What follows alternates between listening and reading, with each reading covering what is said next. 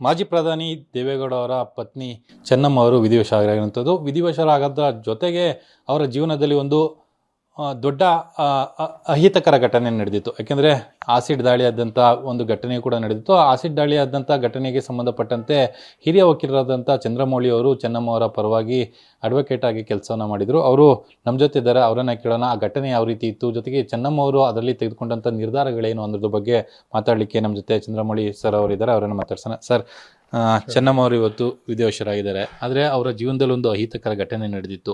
ಆ ಘಟನೆಯಲ್ಲಿ ನೀವು ಕೂಡ ವಾದ ಮಾಡಿದಿರಿ. ಅದು ಸಂಬಂಧಪಟ್ಟಂಗೆ ಏನು ಹೇಳ್ತೀರಾ ಆ ಘಟನೆ ಬಗ್ಗೆ? ಸುಮಾರು 25 ವರ್ಷಗಳ ಹಿಂದಿನ ಕತೆ. ನನ್ನ ನೆನಪಿನ ಮೇಲೆ ನಾನು ಹೇಳ್ತಾ ಇದ್ದೀನಿ.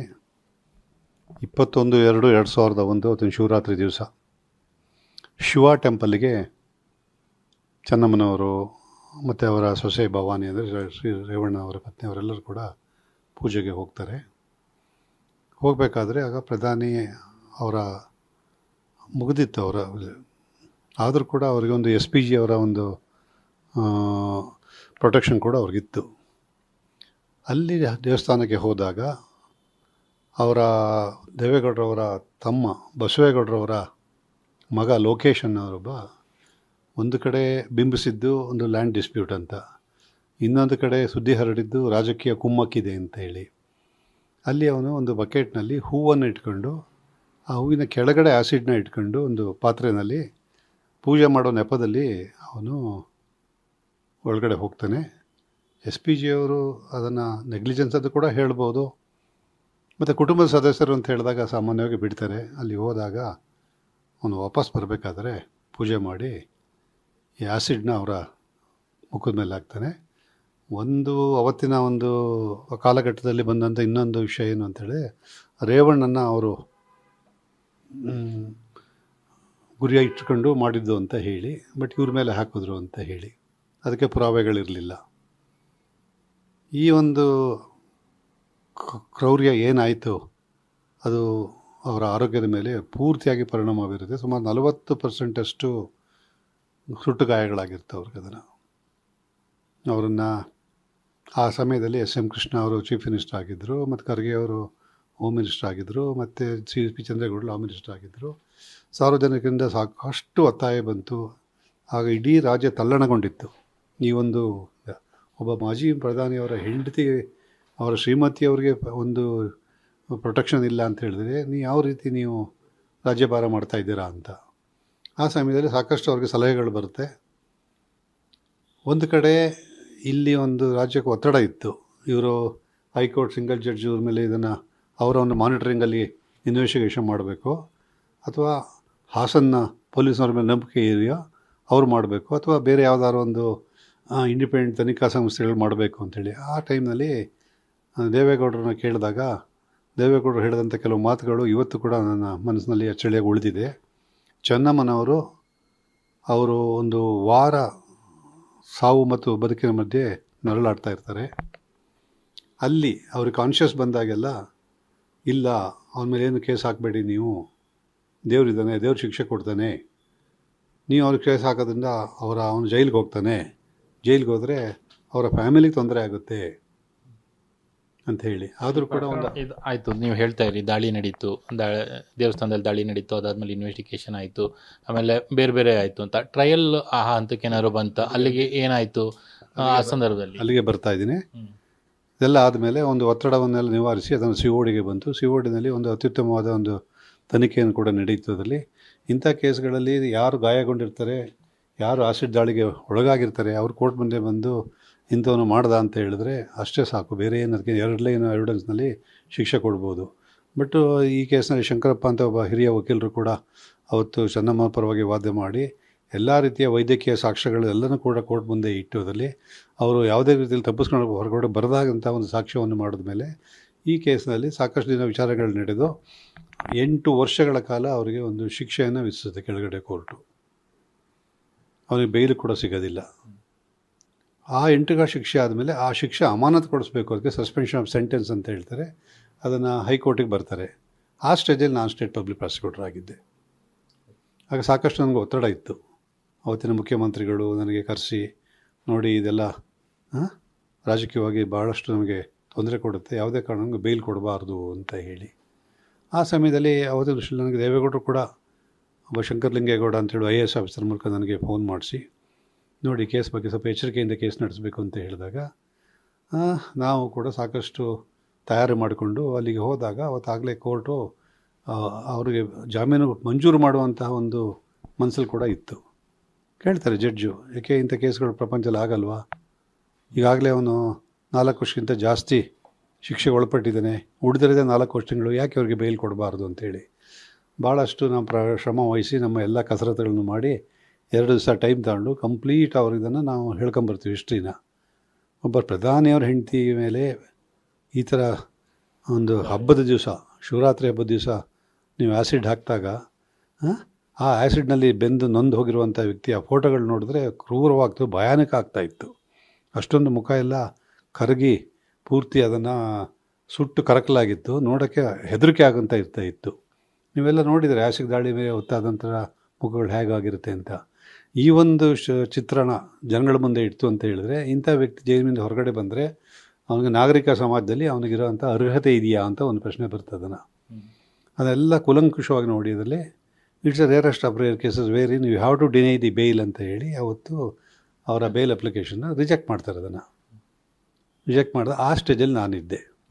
ಮುಂದಿನ ದಿನಗಳಲ್ಲಿ ಆವಾಗ ನನಗೆ ದೇವೇಗೌಡರು ನನಗೆ ಫೋನ್ ಮಾಡಿ, ತುಂಬ ಚೆನ್ನಾಗಿ ನೀನು ಆರ್ಗ್ಯುಮೆಂಟ್ ಮಾಡಿದೆ ಅಂತ ಗೊತ್ತಾಯಿತು, ನಿಂಗೆ ನಾನು ಕೃತಜ್ಞತೆ ಹೇಳಬೇಕಾಗಿದೆ, ನಿನ್ನನ್ನು ಎಲ್ಲಿ ಭೇಟಿ ಮಾಡ್ಬೋದು ಅಂತ. ನಾನು ಹೇಳಿದೆ, ನೀವು ಭೇಟಿ ಮಾಡೋ ಅವಶ್ಯಕತೆ ಇಲ್ಲ, ನಾನೇ ಬರ್ತೀನಿ ನಿಮ್ಮ ಮನೆಗೆ, ನೀವೆಲ್ಲ ಹಿರಿಯರಿದ್ದೀರಾ, ನಿಮ್ಮ ಆಶೀರ್ವಾದಗಳು ನಮಗೆ ಬೇಕು ಅಂತ ಹೇಳಿ ನಾನು ಅವ್ರ ಮನೆಗೆ ಹೋದಾಗ ಆ ತಾಯಿ ನಾನು ನಡ್ಕೊಂಡು ರೀತಿ ನೋಡಿದಾಗ ನನ್ನ ತಾಯಿ ಜ್ಞಾಪಕ ಬರ್ತಾಯಿತ್ತು ನನಗೆ. ನನ್ನ ಮನೆಯವರು ಕೂಡ ಜೊತೆ ಬಂದಾಗ ಆಗಲೇ ಅವ್ರಿಗೆ ಒಂದು ಬಾಗಣ, ಹಾಗೇನು ಹಬ್ಬ ಯಾವುದೋ ಒಂದು ಹಬ್ಬ ಇತ್ತದಲ್ಲಿ ಬಾಗಣ ಇದು ಮಾಡಿ ನಮ್ಮನ್ನೆಲ್ಲ ಮಾಡಿ ಮನೇಲಿ ಊಟ ಮಾಡಿ ಅಂತ ತುಂಬ ಫೋರ್ಸ್ ಮಾಡಿದ್ರು. ಹಾಗೆ ದೇವೇಗೌಡರು ತಮಾಷೆ ಮಾಡಿದ್ರು, ಅವ್ರಿಗೆ ಹೆದರಿಕೆ ಇದೆ ಏನಾದ್ರು ನಾನ್ ವೆಜ್ ಕೊಟ್ಬಿಡ್ತಾರೆ ಅಂತ ಹೇಳಿ ಅದೆಲ್ಲ ನಾನು ಸುಮಾರು ತುಂಬ ಹೊತ್ತು ಮಾತಾಡಿ ರಾಜಕೀಯ ವಿಷಯಗಳು ಮತ್ತು ಇಂಟರ್ನ್ಯಾಷನಲ್ ವಿಷಯಗಳೆಲ್ಲ ಡಿಸ್ಕಸ್ ಮಾಡಿ ಆವಾಗ ನನಗೆ ದೇವೇಗೌಡರದ್ದು ಒಂದು ಅಗಾಧವಾದ ಅವರಿಗೆ ಒಂದು ಜ್ಞಾಪಕ ಶಕ್ತಿ ಇದೆ ಅಂಥೇಳಿ, ಜೊತೆಗೆ ಅವರ ಚೆನ್ನಮ್ಮನವ್ರ ಬಗ್ಗೆ ಎಷ್ಟು ಅವ್ರಿಗೆ ಪ್ರೀತಿ ಇತ್ತು ಅಂತ ಹೇಳಿದಾಗ ಅವರ ಮಾತುಗಳಲ್ಲಿ ಕಾಣ್ತಾ ಇತ್ತದಲ್ಲಿ. ಮತ್ತು ಚೆನ್ನಮ್ಮನವರು ಕೂಡ ನಮ್ಮ ಮನೆಯವ್ರನ್ನ ಅವರು ನಡ್ಸ್ಕೊಂಡ ರೀತಿ ನೋಡಿದ್ರೆ ಮನೆ ಮಗಳಿಗಿಂತ ಜಾಸ್ತಿ ಅವ್ರನ್ನ ನೋಡ್ಕೊಂಡಿರೋದಲ್ಲಿ ಮನೆಯವ್ರನ್ನ ಒಳಗಡೆ ಎಲ್ಲ ಕರ್ಕೊಂಡೋಗಿ ಅವರೆಲ್ಲ ಕೆಲವು ಇದೆಲ್ಲ ನೋಡಿ ನನ್ನ ಹೆಂಡ್ತಿ ಕಸೂತಿ ಮಾಡ್ತಾರೆ, ಅದನ್ನು ಕೂಡ ಅವ್ರನ್ನ ವಿಚಾರಿಸಿ ಹೇಗಮ್ಮ ಏನು ಮಾಡ್ತೀಯ ಅಂತ ಹೇಳಿ ಅವತ್ತು ಬೀಳ್ಕೊಟ್ಟು ಬರಬೇಕಾದ್ರೆ ನನಗೊಂದು ಒಂದು ಕವರ್ನ ಇದರಲ್ಲಿ ಬುಟ್ಟಿನಲ್ಲಿ ಒಂದು ಹಣ್ಣು ಇದು ಮತ್ತು ಬಾಗಣ ಜೊತೆಗೆ ಸೀರೆ ಪೀಸು ಇದೆಲ್ಲ ಇಟ್ಟು ಜೊತೆಗೆ ಒಂದು ಕವರು ಕೂಡ ಇಟ್ಬಿಟ್ಟಿದ್ರು. ಈಗ ಈ ಕೇಸ್ ಟ್ರಯಲ್ ನಡೀತಾ ಇತ್ತು, ನೀವು ಹೇಳ್ತಾ ಇದ್ರಿ ಅವ್ರು ಆಸ್ಪತ್ರೆಯಲ್ಲಿ ಇದ್ದಾಗಲೇ ಈ ಏನು ಅಕ್ಯೂಸ್ ಇದ್ದಾನೆ, ಅಕ್ಯೂಸ್ ಮೇಲೆ ಶಿಕ್ಷೆ ಆಗಬಾರ್ದು, ಅವನ ಮೇಲೆ ಕೇಸ್ ಹಾಕಬಾರ್ದು ಅಂತ ಹೇಳ್ತಾ ಇದ್ರು ಅಂತ.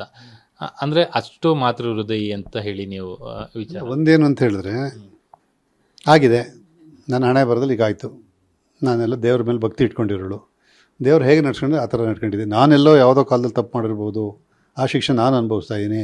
ನೀವು ಲೊಕೇಶನ್ಗೆ ಶಿಕ್ಷೆ ಕೊಡೋದ್ರಿಂದ ನಿಜವಾಗ್ಲೂ ಅನುಭವಿಸೋರು ಯಾರು, ಅವ್ನು ಮಾಡ್ದೆ ಆರಾಮಾಗಿ ಜೈಲಲ್ಲಿ ಇರ್ತಾನೆ, ಅನುಭವಿಸೋರು ಯಾರು, ಜನಗಳ ಒಂದು ನೆನಪಿನ ಶಕ್ತಿ ಕೆಲವು ದಿವಸ ಉಳಿಯುತ್ತೆ, ಆಮೇಲೆ ಎಲ್ಲ ನನ್ನನ್ನು ಹೇಳ್ತಾರೆ ಅವನು ಜೈಲಿಗೆ ಹಾಕ್ಬಿಟ್ಟ, ಅವನು ಏನೋ ಆಗಿರ್ಬೋದು ಅಂತ ಹೇಳಿ ಎಲ್ಲ ಒಂದು ಕಡೆ ಮಾತೃ ಹೃದಯ ಅಂತ ಏನಿದೆ ಅದರಲ್ಲಿ ದಯೆ ಅವರ ಮನಸ್ಸಲ್ಲಿ ಏನಿತ್ತು ಅಂತೇಳಿ, ಇನ್ನೊಬ್ಬರಿಗೆ ನೋವು ನನಗೆ ನೋವು ಮಾಡಿದ್ರೂ ಪರವಾಗಿಲ್ಲ, ಇನ್ನೊಬ್ರಿಗೆ ನೋವು ಮಾಡಬಾರ್ದು ಅಂತ ಒಂದು ಆ ಒಂದು ಹೃದಯ ಶ್ರೀಮಂತಿಗೆ ಇದೆ ನೋಡಿ, ಅದು ಎಲ್ಲರಿಗೂ ಬರಲ್ಲ. ಈಗ ಅವ್ರು ತೀರೋಗಿದ್ದಾರೆ ಅಂತೇಳಿ ಅವ್ರ ಬಗ್ಗೆ ಹೇಳಬೇಕು ಅಂತಲ್ಲ, ನಾನು ಖುದ್ದಾಗಿ ನೋಡಿದಂತಹ ಒಂದು ದೃಶ್ಯ ಇವತ್ತು ಕೂಡ ನನ್ನ ಮನದಾಳದಲ್ಲಿ ಹಾಗೇ ಇದೆ ಅಂತ. ಅಪರೂಪವಾದ ಸಾಮಾನ್ಯವಾಗಿ ಒಂದು ಶಿಕ್ಷೆಗೆ ಒಳಗಾದ ತಕ್ಷಣ ಇಲ್ಲ ನನಗೆ ಈ ಥರ ಮಾಡಿದ್ದಾನೆ ಅವ್ನಿಗೆ ಅಷ್ಟೇ ಶಿಕ್ಷೆ ಆಗಬೇಕು, ನಂದು ಒಂದು ಕಣ್ಣು ಕಿತ್ತರೆ ನಾವು 2 ಕಣ್ಣು ಕಿಲ್ಲಬೇಕು ಅಂತ ಏನಿದೆ ಅದನ್ನು ಕಣ್ಣು ಪೂರ್ತಿಯಾಗಿ ಕೂಡ ಹೋಗಿತ್ತು ಅವ್ರದ್ದು, 40% ಆಗಿತ್ತು. ಇನ್ನೊಂದು ವಿಷಯ ನಾನು ರೆಕಾರ್ಡ್ ತೆಗೆದು ನೋಡಿದ್ರೆ ಅವತ್ತು ಅವರು ಒಳ್ಳೆ ಹಾಸ್ಪಿಟಲ್ನಲ್ಲಿದ್ದಾಗ ಎಸ್.ಎಂ. ಕೃಷ್ಣ ಅವ್ರಿಗೂ ಮತ್ತು ಖರ್ಗೆ ಅವ್ರಿಗಾಗಲಿ DB ಚಂದ್ರಗೌಡ ಯಾರಿಗೂ ಕೂಡ ಎಂಟ್ರಿ ಕೂಡ ಕೊಡಲಿಲ್ಲ, ಇನ್ಫೆಕ್ಷನ್ಗಳಾಗುತ್ತೆ ಅಂತ ಹೇಳಿ. 6 ದಿವಸ ಅವರು ಬದುಕಿದ್ದೇ ಒಂದು ಆಶ್ಚರ್ಯದ ಒಂದು ವಿಷಯ ಆಗಿತ್ತು. ಅದರಲ್ಲಿ ಎಲ್ಲ ಡಾಕ್ಟ್ರುಗಳೆಲ್ಲ ಸಾಕಷ್ಟು ಪ್ರಯತ್ನ ಮಾಡಿ ಎಲ್ಲ ಉಳಿಸ್ಕೊಟ್ಟಿದ್ದಲ್ಲಿ. ಒಟ್ಟಾರೆ ನಾವು ಹೇಳಬೇಕು ಅಂತ ಹೇಳಿದ್ರೆ ಅವರ ಮನಸ್ಸು ಎಷ್ಟು ಮೃದುವಾಗಿತ್ತು ಅಂದರೆ ನನಗೆ ನೋವಾದರೂ. ಪ್ರಮುಖವಾಗಿ ಬಸವರಾಜ್ ಅಂದರೆ ಅವರ ಸಹೋದರ ದೇವೇಗೌಡರ ಅವ್ರ ಸಹೋದರ ಕುಟುಂಬ ಸಫರ್ ಮಾಡುತ್ತೆ ಇದರಿಂದ. ಅವ್ನು ಜೈಲಿಗೆ ಹೋದರೆ ಅವ್ನು ನೋಡ್ಕೊಳ್ಳೋರು ಯಾರು ಇರಲ್ಲ. ಮತ್ತು ಅವ್ರ ತಂದೆಯವ್ರಿಗೇನೋ ಕ್ಯಾನ್ಸರ್ ಇತ್ತು. ಈ ವಿಚಾರನೆಲ್ಲ ಮನಸ್ಸಲ್ಲಿ ಇಟ್ಕೊಂಡು ಇದನ್ನು ಬೇಡ, ಶಿಕ್ಷೆ ಬೇಡ, ಅವ್ನಿಗೆ ಶಿಕ್ಷೆ ಬೇಡ ಅಂತ ಹೇಳಿ ಆದಮೇಲೆ ಕೂಡ ಅವರ ದೇವೇಗೌಡ ಮೇಲೆ ಸಾಕಷ್ಟು ಪ್ರಭಾವ ಮಾಡಿ ಸೊ ಇಂಥ ಶಿಕ್ಷೆಗಳು ಕೊಟ್ಟಿರೋ ಶಿಕ್ಷೆ ಕಡಿಮೆ ಆಗಿದೆ, ಆದ್ದರಿಂದ ಅವ್ರಿಗೆ ಜಾಸ್ತಿ ಶಿಕ್ಷೆ ಕೊಡಬೇಕು ಅಂತ ಹೇಳಿ ಒಂದು ಅಪೀಲ್ ಕೂಡ ನಾವು ಹಾಕಿದ್ದು. ಅದನ್ನು ಹೇಳಿದ್ರು, ಬೇಡ ಅದನ್ನು ಜಾಸ್ತಿ ಪ್ರೆಸ್ ಮಾಡಬೇಡಿ ಅಂತ ಹೇಳಿ. ಕೊನೆಗೆ ಅವರು 8 ವರ್ಷ ಶಿಕ್ಷೆ ಆಗಿದ್ರು ಕೂಡ ಅದರಲ್ಲಿ ಅವರ ತಂದೆ ಕ್ಯಾನ್ಸರ್ ಆಗಿರೋ ಬಗ್ಗೆ ಮತ್ತು ಆ ಹಿಂದಿನ ಘಟನೆಗಳ ಬಗ್ಗೆ ಮತ್ತು ಅವ್ನು ಜೈಲಿನಲ್ಲಿ ಅವ್ನು ನಡ್ಕೊಂಡಿರೋ ರೀತಿ ಬಗ್ಗೆ ಇದೆಲ್ಲ ನೋಡಿ ಕೋರ್ಟ್ ಕೂಡ 6 ವರ್ಷಕ್ಕೆ ಅದನ್ನು ರೆಡ್ಯೂಸ್ ಮಾಡಿ 6 ವರ್ಷಕ್ಕೆ ರೆಡ್ಯೂಸ್ ಮಾಡಿ ಅದನ್ನು ಸೆಟ್ ಆಫ್ ಅಂತ ಹೇಳ್ತಾರೆ ಮಾಡಿ ಅವ್ರನ್ನ ಬಿಡುಗಡೆ ಮಾಡ್ತು. ಇವೆಲ್ಲ ಕೇಸ್ಗಳು ಇದೇ ಬೇರೆ ಯಾರು ಆಗಿದ್ದಿದ್ರೆ ಅದಕ್ಕೆ ಮಸಾಲೆಗಳನ್ನ ಸೇರಿಸಿ ಅದನ್ನು ಇದು ಜೀವಾದಿ ಶಿಕ್ಷೆ ಕೊಡೋ ಅಂತ ಕೂಡ ಕೇಸ್ ಇದು. ಅಂಥದ್ರಲ್ಲಿ ಒಂದು ಆಸಿಡ್ ವಿಕ್ಟಿಮ್ ಒಂದು ಹೇಳಿಕೆಯನ್ನು ಕೊಟ್ಟರೆ, ನೀವೇ ಹೇಳ್ತಾ ಇದ್ರಿ ಕೇವಲ ಒಂದು 2 ಸೆಂಟೆನ್ಸ್ ಈತನೇ ಅಕ್ಯೂಸ್ ಅಂತೇಳಿ ಗುರುತಿಸಿದ್ರೆ ಕೋರ್ಟಲ್ಲಿ ಶಿಕ್ಷೆ ಪ್ರಮಾಣ ಹೆಚ್ಚಾಗುವಂಥದ್ದು ಮತ್ತು ಇದಾಗುವಂಥದ್ದು ಅಂತೇಳಿ, ಒಂದು ಆಸಿಡ್ ದಾಳಿ ಅನ್ನೋದು ದೊಡ್ಡ ವಿಚಾರ, ದೊಡ್ಡ ಕೇಸ್ ಅದು. ಅದರಲ್ಲಿ ಯಾವ ರೀತಿಯಲ್ಲಿ ಅವ್ರು ಬಿಹೇವ್ ಮಾಡಿದ್ರು ಅನ್ನೋದು ಕೂಡ ಇಂಪಾರ್ಟೆಂಟ್ ಆಗುತ್ತೆ. ಆಸಿಡ್ ದಾಳಿಗೆ ಒಳಗಾಗ್ತದೆ 2 ಪ್ರಶ್ನೆ ಬರುತ್ತೆ. ವಿಕ್ಟಿಮ್ ಮನೆಯ ವಿಷಯ ಮತ್ತು ಅಕ್ಯೂಸ್ ಮನೆ ವಿಷಯದಲ್ಲಿ. ಇಲ್ಲ ಒಂದು ಕಡೆ ಅವನು ಆರೋಪ ಮಾಡಿಬಿಟ್ಟ, ಅವನಿಗೆ ಶಿಕ್ಷೆ ಕೊಡೋದ್ರಿಂದ ನಾವು ಅವ್ರ ಫ್ಯಾಮಿಲಿಗೆ ಶಿಕ್ಷೆ ಕೊಡಬೇಕಂತ ಅದು ಒಂದು ವಾದ ಇರುತ್ತೆ. ಇನ್ನೊಂದು ವಾದ ನೋಡ್ತು ಅಂದಾಗ ಕೋರ್ಟಲ್ಲಿ ಕೂತಾಗ ಅಕ್ರಮಕ್ಕೆ ಒಳಗಾಗಿರ್ತಾರಲ್ಲ, ನೋವನ್ನು ಅನುಭವಿಸಿರ್ತಾರಲ್ಲ, ಅವ್ರ ಮನೆ ಬಗ್ಗೆ ನೋಡ್ರಿ ನೀವು ಅಂತ. ಉಳಿದಿದೆ ಒಂದು ಪಕ್ಷ ಸತ್ತೋಗಿದ್ದಿದ್ರೆ ಅಂದರೆ ಕೋರ್ಟ್ ಕೂಡ ಎರಡನ್ನೂ ನೋಡಬೇಕಾಗುತ್ತೆ. At the same time court has to give protection to the accused also as well as the victim family. ಇದು ಎಲ್ಲ ಒಂದು ಕಡೆ ಇಲ್ಲಿಂದ ಸ್ಟಾರ್ಟ್ ಆಗಿದ್ದಂತಹ ಕೇಸು ಕೊನೆಗೆ ಅಲ್ಲಿ ಅಮೆಂಡ್ಮೆಂಟ್ಗಳು ಬಂತು, ಆಮೇಲೆ ಕಾಂಪನ್ಸೇಷನ್ಗಳು ಕೊಡಬೇಕು ಅಂತ ಬಂತು, ರಿಹ್ಯಾಬಿಲಿಟೇಷನ್ ಪ್ರಶ್ನೆ ಬಂತು. ಇವೆಲ್ಲ ನೋಡಿದಾಗ ಅವತ್ತು ಈ ಒಂದು ಆ್ಯಸಿಡ್ ದಾಳಿ ಕೇಸ್ಗಳಲ್ಲಿ ಇಡೀ ಕಾನೂನೇ ಬದಲಾಗುವಂತಹ ಒಂದು ಪರಿಸ್ಥಿತಿ ಈ ಕೇಸಿಂದ ಪ್ರಾರಂಭವಾಯಿತು. ಇವತ್ತಿನ ದಿವಸಗಳಲ್ಲಿ ಅದು ಜೀವಾದಿ ಶಿಕ್ಷೆ ಕೊಡೋಂಥ ಅಲ್ಲಿವರೆಗೂ ಜೀವಾದಿ ಕೊಡೋ ಅಲ್ಲಿ ಅಷ್ಟೊಂದು ಕಠಿಣವಾಗಿದೆ ಇವತ್ತಿನ ಕಾನೂನುಗಳು. ಇವತ್ತು ಕಾಂಪನ್ಸೇಷನ್ ಕೂಡ ಇದೆ ಇದರಲ್ಲಿ. ಬಟ್ ಒಂದು ನೋಡಿದಾಗ ಇವತ್ತು ಕೂಡ ನೀವು ಯಾವುದೋ ಒಂದು ಆ್ಯಸಿಡ್ ದಾಳಿ ಮುಖಗಳು ನೋಡಿದ್ರೆ ನಿಮಗೆ ಏನು ಅನಿಸುತ್ತೆ? ಅದರಲ್ಲಿ ಮಾಡಿದವನ ಬಗ್ಗೆ ನೀವು ಇವತ್ತು ಏನು ಮಾಡಿ ಪಾಪ ಚೆನ್ನಮ್ಮ ಏನು ಮಾಡಿದರು ಅಲ್ಲಿ ಪ್ರಶ್ನೆ ಇರೋದು. ರಾಜಕೀಯ ಎದುರುಗಾಳಿಗಳಾದರೆ ಒಬ್ಬ ಒಬ್ಬ ಗೆದ್ದನ ಆಯ್ತಂದರೆ ಸೋತನಿಗೊಬ್ಬ ನೋವು ಇರುತ್ತೆ, ಅವನೇನೋ ಮಾಡ್ತಾನೆ, ದಾಳಿಯನ್ನು ಬೇರೆ ಮಾಡ್ಕೊಂಡು ಇಲ್ಲಿ ಮೂಲ ಪ್ರಶ್ನೆ ಇರೋದ್ರಲ್ಲಿ ಆ ಮಾತೃ ಹೃದಯಿ ಮತ್ತು ಉದಯ ಶ್ರೀಮಂತಿಗೆ ಇಟ್ಕೊಂಡಿರುವಂತಹ ಚೆನ್ನಮ್ಮನವರು ಏನು ಮಾಡಿದರು ಲೊಕೇಶನ್ಗೆ ಅಂತ. ಅವರಿಂದ ಏನೂ ಆಗಿರಲಿವಲ್ಲ, ಅದು ಒಂದು ಕಾರಣ ಆಗುತ್ತೆ. ಯಾರಿಗೋ ಹಾಕೋಕ್ಕೆ ಹೋಗಿ ಯಾರಿಗೋ ಒಂದು ಏಟು ಬಿತ್ತು ಅಂತ ಹೇಳಿದ್ರು ಕೂಡ ಕಾನೂನಿಂದ ತಪ್ಪಿಸ್ಕೊಳಕ್ಕಾಗಲ್ಲ. ಇಲ್ಲಿ ಪ್ರಶ್ನೆ ಇರೋದು ಅಫೆನ್ಸ್ ಆಯಿತೋ ಇಲ್ವೋ. ಅಫೆನ್ಸ್ ಆದರೆ ಯಾರು ಮಾಡಿದ್ರು, ಕೋರ್ಟ್ ಮುಂದೆ ಯಾವ ವ್ಯಕ್ತಿಗಳು ಇರಲ್ಲ, ಕೋರ್ಟ್ ಮುಂದೆ ಇರೋದು ಪೇಪರ್ಸ್ಗಳು ಮಾತ್ರ. ಅಲ್ಲಿ ಸಾಕ್ಷ್ಯಗಳು ಪೂರ್ವಕವಾಗಿದ್ದು ವೈದ್ಯಕೀಯ ಸಾಕ್ಷ್ಯ ಅದಕ್ಕೆ ಪುಷ್ಟಿ ಕೊಡ್ತು ಅಂತ ಹೇಳಿದ್ರೆ ಒಂದು ಶಿಕ್ಷೆಯಿಂದ ತಪ್ಪಿಸ್ಕೊಂಡು ಬರೋಕ್ಕಾಗಲ್ಲ. ಇಲ್ಲಿ ಎಲ್ಲೂ ಕೂಡ ಶಂಕರಪ್ಪನವರು ಚೆನ್ನಾಗೇ ಕೇಸ್ ನಡೆಸಿದ್ರು, ಅದರಲ್ಲಿ ತಪ್ಪಿಸ್ಕೊಂಡು ಬರೋಕ್ಕಾಗ್ತಾರಿಲ್ಲ. ಐ ವಿಟ್ನೆಸ್ಗಳಿದ್ದು ಶಿವರಾತ್ರಿ ಹಬ್ಬದ ದಿವಸ ಮತ್ತು ಭವಾನಿ ಕೂಡ ಗಾಯಗಳಾಗಿತ್ತು, ಅವರು ಕೂಡ ಕೋರ್ಟ್ ಮುಂದೆ ಬಂದು ಎವಿಡೆನ್ಸ್ ಕೊಟ್ಟಿದ್ರು. ಅದರಲ್ಲಿ ಈ ದೃಷ್ಟಿಯಲ್ಲಿ ಒಳ್ಳೆಯ ಜಡ್ಜ್ಮೆಂಟ್ ಆಗಿತ್ತೆ. ಬಟ್ ಎಲ್ಲ ಒಂದು ಕಡೆ ಕೋರ್ಟ್ನಲ್ಲಿ ಹ್ಯುಮ್ಯಾನಿಟೇರಿಯನ್ ಅಪ್ರೋಚ್ ಏನಿದೆ ಅದನ್ನು ಮಾಡ್ತು. ಆ ಕೋರ್ಟ್ ಮುಂದೆ ಅವನು ಆರ್ಗ್ಯುಮೆಂಟ್ಸ್ ಮಾಡಬೇಕಾದ್ರೂ ಅಷ್ಟೇ ಇತ್ತು. ನಾನು ಶಿಕ್ಷೆ ಪ್ರಮಾಣವನ್ನು ನಾನು ಕ್ವಶನ್ ಮಾಡ್ತಾಯಿದ್ದೀನಿ, ಮೆರಿಟ್ ಮೇಲೆ ನಾನು ಮಾಡ್ತಾಯಿಲ್ಲ, ನಾನು ಬದಲಾಗಿದ್ದೀನಿ, ಮತ್ತು ನನಗೆ ತಂದೆ ಕ್ಯಾನ್ಸರ್ ಇದೆ, ನಾನು ನೋಡ್ಕೊಬೇಕು, ಈ ದೃಷ್ಟಿಯಲ್ಲಿ ನನಗೆ ಸ್ವಲ್ಪ ರಿಯಾಯಿತಿ ಕೊಡಿ ಅಂತ ಹೇಳಿದಾಗ 8 ವರ್ಷ ಆಗಿದ್ದು 6 ವರ್ಷಕ್ಕೆ ಅದನ್ನು. ನೀವು ಹತ್ತಿರದಿಂದ ಚೆನ್ನಮ್ಮರ ನೋಡಿ ಈ ಕೇಸ್ ನಡೆಯೋ ಸಂದರ್ಭದಲ್ಲಿ ಏನಂತ ನೆನಪಿಸ್ಕೋಬೋದು? ಈಗ ನನಗೆ 4-5 ಬಾರಿ ಅವ್ರನ್ನ ನೋಡೋವಂಥ ಅವಕಾಶ ಸಿಕ್ತು. ಒಂದು ಈ ಕೇಸು ಅಪೀಲ್ ಬಂದಾಗ ನನಗೇನೋ ಒಂದು ವಾಸ್ತವ ನೋಡಬೇಕು ಅವ್ರನ್ನಂತ ಹೋಗಿ ನೋಡಿದಾಗ ಅವತ್ತು ಅವ್ರು ನಡ್ಕೊಂಡಿದ್ದ ರೀತಿ ಇರ್ಬೋದು. 2ನೇದು ನಾನು ದೇವೇಗೌಡರನ್ನ ಅಂತ ಫೋನ್ ಮಾಡಿದಾಗ ನಾನು ಮತ್ತು ನನ್ನ ಮನೆಯವ್ರು ಹೋದಾಗ ಬಂದಿರಬೇಕು. 3ನೇ ಬಾರಿ ನಾನು ಹೋದಾಗ ತುಂಬ ಜನ ಇದ್ದರು ಅಲ್ಲಿ. ಇವತ್ತು ನಾನು ಬಂದಿದ್ದ ತಕ್ಷಣ 6 ಗಂಟೆ 12 ಗಂಟೆಗೆ ನಾನು ಅಪಾಯಿಂಟ್ಮೆಂಟ್ ಕೊಟ್ಟಿದ್ರು ನನಗೆ. ಅಲ್ಲಿ ಹೋಗ್ಬೇಕು 12:40 ಆಯಿತು. 12:40 ಆದಾಗ ಇಬ್ಬರು ನನ್ನನ್ನು ಹೊರಗಡೆ ಕಾಯ್ತಾಯಿದ್ರು. 40 ನಿಮಿಷ ಕಾಯಿಸೋದು ನನಗೆ ಇವತ್ತು ಕೂಡ 40 ನಿಮಿಷ ಅವ್ರನ್ನ ಕಾಯಿಸೋದು. ಅವ್ರು ಟ್ರಾಫಿಕ್ ಪ್ರಾಬ್ಲಮ್ ಇತ್ತು. ಹೋದಾಗ ನನ್ನ ಮನೆಯವರು ಕೂಡ ಬಂದಿದ್ದು. ನಾನು ಹೋಗಿದ್ದ ಉದ್ದೇಶ ಏನು ಅಂತ ಹೇಳಿದ್ರೆ ನನ್ನ ಪುತ್ರನ ಮದುವೆಗೆ ಇನ್ವಿಟೇಷನ್ ಕೊಡಬೇಕು ಅಂತ ಹೋದಾಗ ಅದೆಲ್ಲ ಕೂದಾಗ ನೋಡಿರಿ ಚಂದ್ರಮೌಳಿಯವರು, ನಾನು ಅವತ್ತು ಅವ್ರಿಗೇನೋ ಒಂದು ಪ್ರೀತಿಲಿ ಅವ್ರಿಗೆ ಒಂದು ಹಣ ಕೊಟ್ಟರು ಕೂಡ ಅವ್ರು ಬೇಡ ಅಂತ ಹೇಳಿದ್ರು. ಇಂಥ ವ್ಯಕ್ತಿಗಳು ನಮಗೆ ಬೇಕು ಅಂತ ಹೇಳಿ ನನ್ನ ಬಗ್ಗೆ ಎಲ್ಲ ಒಂದು ಕಡೆ ಒಳ್ಳೆ ಮಾತು ಹೇಳಿದಾಗ ಯಾವುದೇ ಒಂದು ಕರ್ತವ್ಯ ಮಾಡೋ ವ್ಯಕ್ತಿಗಳಿಗೆ ಒಂದು 4 ಮಾತಿನ ಪ್ರಶಂಸೆ ಸಿಕ್ತು ಅಂತ ಹೇಳಿದ್ರೆ ಅವ್ರ ನೈತಿಕ ಮಟ್ಟ ಅವ್ರಿಗೆ ಇನ್ನೂ ಮೇಲೆ ಹೋಗುತ್ತೆ. ನಾವು ಇನ್ನೂ ಕೂಡ ಸಮಾಜಕ್ಕೆ ಮಾಡಬೇಕು ಅಂತ ಹೇಳಿ. ಇದಿಷ್ಟು ಚಂದ್ರಮೌಳಿಯವರ ಮಾತು. ಕ್ಯಾಮ್ರಾ ಪರ್ಸನ್ ರಾಮು ಜೊತೆ Muralidhar, crime bureau, public TV.